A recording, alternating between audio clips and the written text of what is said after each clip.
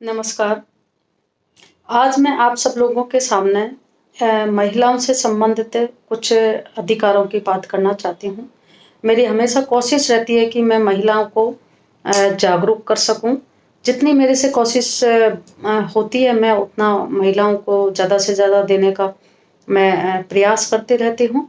और मैं ज़्यादा तो कानून नहीं जानती, मैंने नहीं पढ़ा है इतना, लेकिन मेरी स्टडी एक्सपीरियंस और मेरे खुद के जो प्रैक्टिकल एक्सपीरियंस है उसके आधार पर मैं कुछ बातें आप लोगों के सामने शेयर करना चाहती हूँ।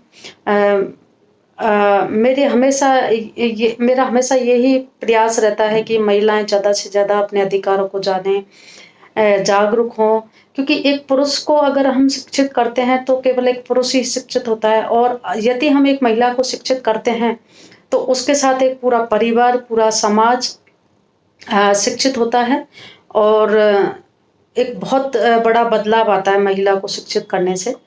तो मेरी हमेशा कोशिश रहती है कि महिलाएं जब अपनी जो उपस्थिति है वो हर जगह दर्ज करवा रही हैं, तो उनको चाहिए कि वो अपने अधिकारों के बारे में भी जागरूक हों।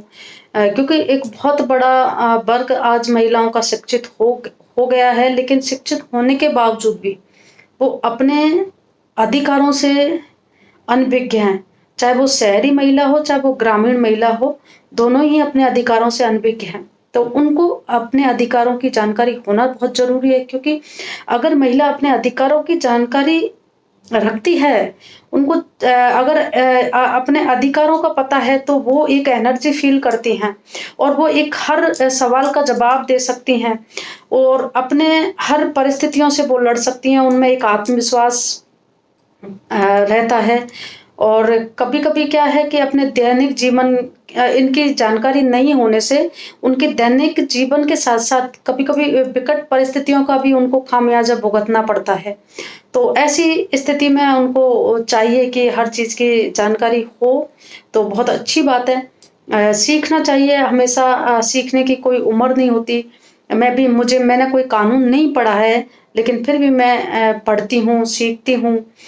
सीखने की मेरी जो आदत है वो हमेशा बरकरार है, और उसी आदत के अनुसार मैं चाहती हूँ कि थोड़ा बहुत आप लोगों को भी मैं लाभ पहुँचा सकूँ। मैं कभी भी हमेशा ये नहीं कि मैं महिलाओं का फ़ेवर करती हूँ और मैं महिलाओं के अधिकारों की बात करती है। एक बहुत बड़ा वर्ग, हर प्रत्येक महिला की इच्छा है कि वो अधिकार तो माँगती हैं अपना, लेकिन अपने दायित्व नहीं समझती। तो मैं प्रत्येक महिला से कहना चाहती हूँ कि अपने अधिकारों के साथ-साथ अपने दायित्वों का भी आप ख़्याल रखेंगी, तो आपका गृहस्थ जीवन, आपकी जो लाइफ है वो बहुत अच्छे से चलेगी। क्योंकि अधिकार तो हर कोई माँगना चाहता है, लेकिन अधिकारों के साथ-साथ आपके खुद के क्या दायित्व हैं, वो भी आपको पता होना बहुत ज़रूरी है। क्योंकि दोनों का रेशो अनुपात, अधिकार और दायित्व का अनुपात अगर बराबर का रहेगा, 1:1, तो आपकी ज़िंदगी बहुत अच्छे से चलेगी।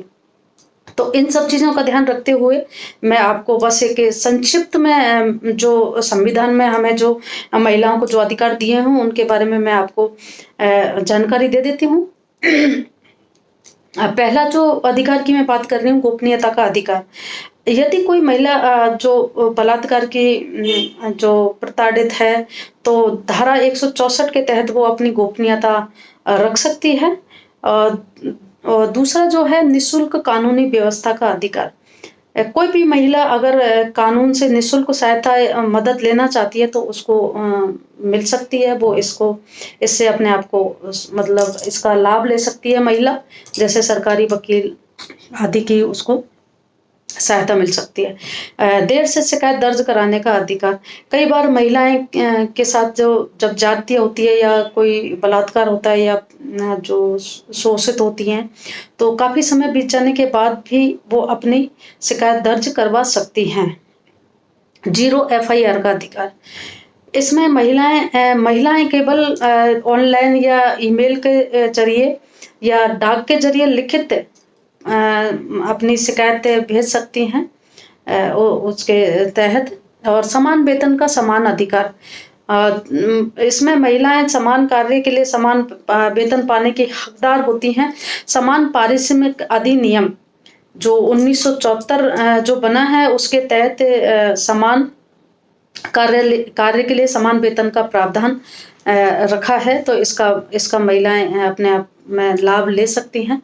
इंटरनेट सुरक्षा का अधिकार, जो छठा जो अधिकार हम लोगों को जो मिला हुआ है वो इंटरनेट सुरक्षा का अधिकार है। इसके तहत यदि कोई आपके बिना अनुमति के या सहमति के कोई भी आपके निजी क्षणों की तस्वीर या कोई वीडियो अपलोड करता है, तो आप जो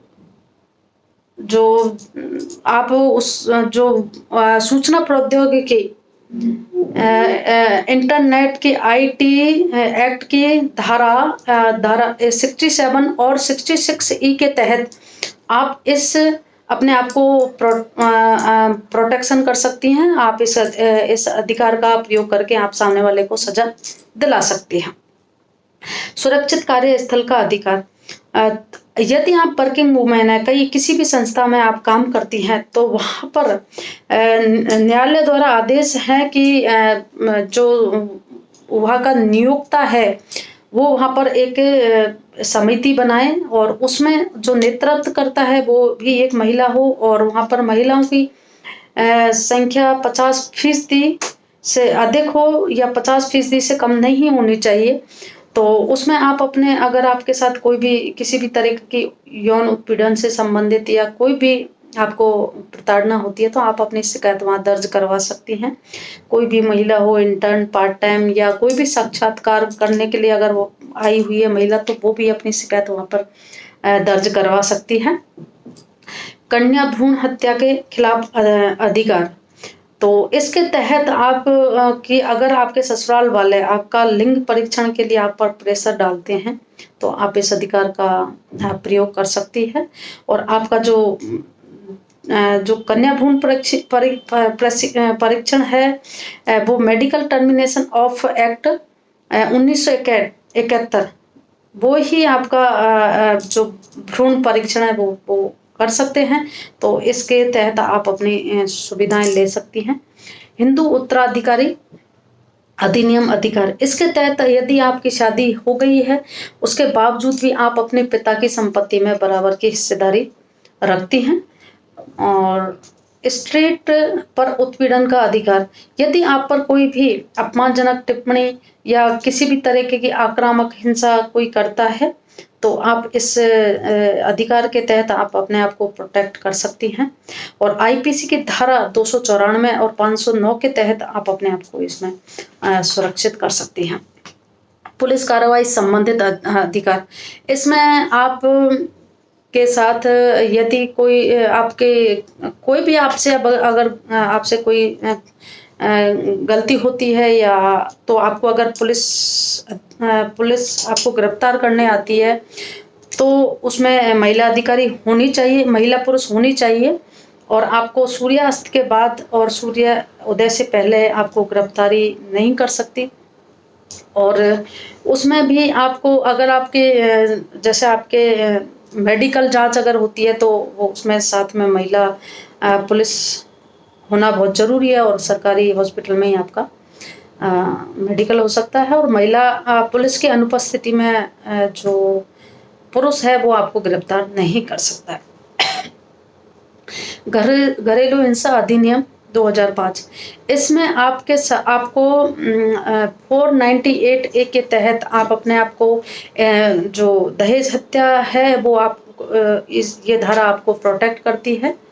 और आप इसके तहत अपने मतलब अपने घर में रहते हुए भी आप इस अधिनियम के तहत आप अपने आप को प्रोटेक्ट कर सकती हैं। इसमें आपको 5 प्रोटेक्शन तो आपको मिले हुए हैं। जैसे आप उसी घर में रहते हुए आपके ऊपर हो रही हिंसा से आप लड़ सकती हैं, आपको बच्चे की कस्टडी आपको मिलेगी, भरण पोषण, ये सारी चीज़ें आप इस एक्ट के तहत आप प्रयोग में ले सकती हैं। और जो दहेज अधिनियम 1961 की धारा 3 और 4 है, उसमें ना केवल दहेज लेना देना मांगने वाले पर भी आप कार्रवाई करवा सकती हैं। तो इस तरीके से आप इसका वो है प्रयोग ले सकती हैं। वन अधिकारी अधिनियम 6 इसके तहत आप खासकर से आदिवासी महिलाओं को ये अधिकार मिला हुआ है। इसके तहत आप अपने भूमि पर स्वतंत्र रूप से आधिपत्य रख सकती हैं। अगर कोई आपकी भूमि पर कब्जा करता है तो आप इसके तहत अपनी शिकायत दर्ज करवा सकती हैं। और इसके अलावा आपको संविधान में और सीआरपीसी और आईपीसी के तहत भी काफ़ी और अधिकार मिले हुए हैं। कानूनी और संवैधानिक जो हैं अधिकार मिले हुए हैं, उनकी भी जानकारी आपको होना बहुत ज़रूरी है। बाल विवाह अधिनियम है, और दूसरा शिक्षण अधिनियम 2006 है, यौन उत्पीड़न अधिनियम 2013, प्रसूति लाभ अधिनियम है, इसका भी आप लाभ ले सकती हैं। और डायना प्रताड़ना अधिनियम 2015, इसके तहत अगर आपको कोई डायन, भूतनी, चुड़ैल आदि नामों से संबोधित करता है तो आप इस अधिकार के तहत आप अपने आप को प्रोटेक्ट कर सकती हैं। तो ये मेरी छोटी सी पहल है आप लोगों के लिए, और मैं चाहती हूँ कि आप इसका ज़्यादा से ज़्यादा उपयोग करें और आप इन अधिकारों के बारे में ज़्यादा जानें। इसके अलावा आपके पास और भी काफ़ी अधिकार मिले हुए हैं। वीडियो लंबा हो जाएगा, बाकी का मैं और भी आप लोगों के सामने बता सकती हूँ। सूचना का अधिकार है, मनरेगा से संबंधित आपके अधिकार हैं, काफ़ी अधिकार हैं। तो ज़्यादा से ज़्यादा आप इन अधिकारों के बारे में जानें। धन्यवाद।